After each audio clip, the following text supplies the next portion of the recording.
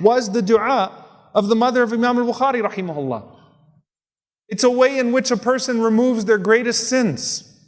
Ibn Abbas radiallahu ta'ala anhu, a man came to him and confessed of a major sin. And he responded to him and he said, Ummuka hayy, is your mother alive? And he said, no. So he just said, then go seek forgiveness from Allah subhanahu wa ta'ala.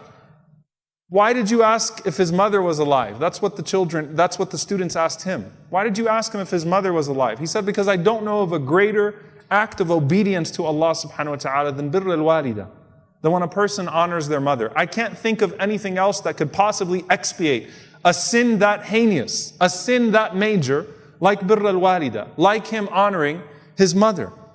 It is the greatest way to honor Allah subhanahu wa ta'ala, even if your mother is directly telling you to disobey Him.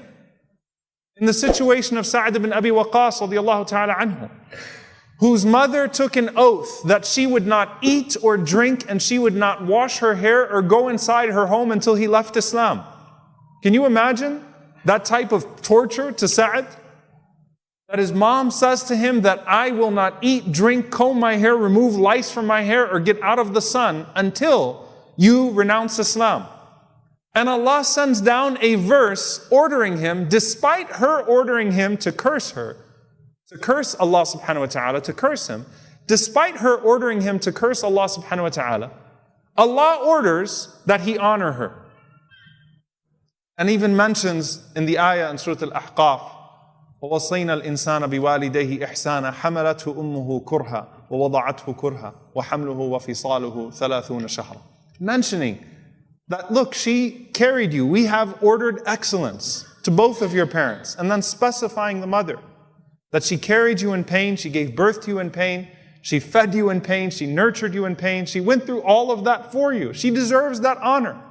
Even in that situation, she deserves that honor.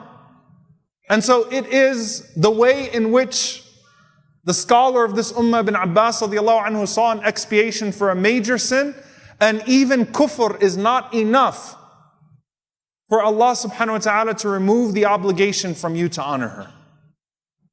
It's that significant that the Prophet sallallahu alaihi wasallam, when a young man comes to him to join the battle, the Prophet sallallahu alaihi wasallam sends him back to his mother and mentions Jannah at her feet. Greater than even that moment.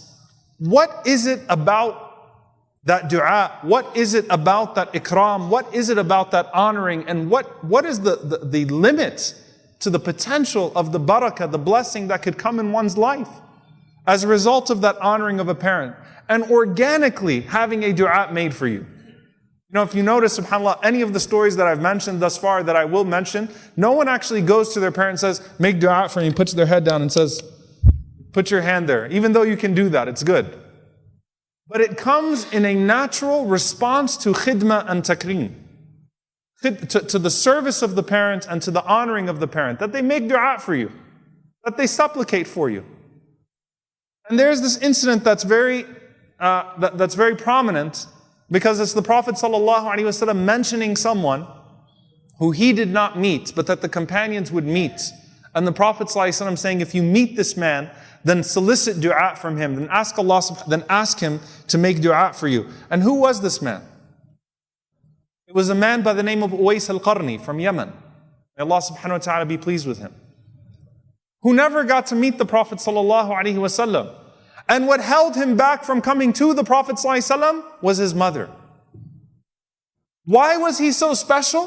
Why would the Prophet ﷺ not only make dua for him and mention him or have that inspired to him, even though he never came to the Prophet ﷺ, because what held him back from actually physically joining the Prophet ﷺ was his honoring and service to his mother.